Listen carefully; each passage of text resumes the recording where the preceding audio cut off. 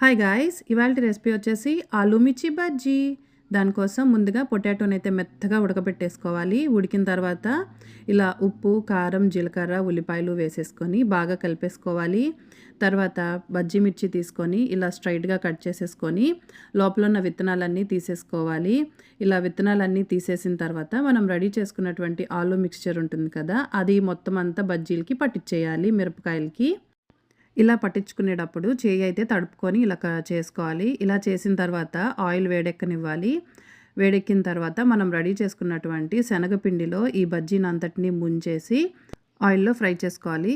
ముందుగా అయితే శనగపిండి, బియ్యపిండి, తర్వాత వామ్ పౌడర్, ఉప్పు, సోడా ఉప్పు అన్నీ కలిపేసి వాటర్‌లో కలిపేసుకొని ఇలా పేస్ట్‌లాగా చేసేసుకోవాలి. పేస్ట్‌లాగా చేసుకున్న తర్వాత మొత్తం అంతా బజ్జీని ఈ పేస్ట్‌లో ముంచేసి మనం ఆయిల్‌లో వేసేసుకొని ఫ్రై చేసేసుకొని తీసేసుకోవడం అంతే. బజ్జీ అయితే రెడీ.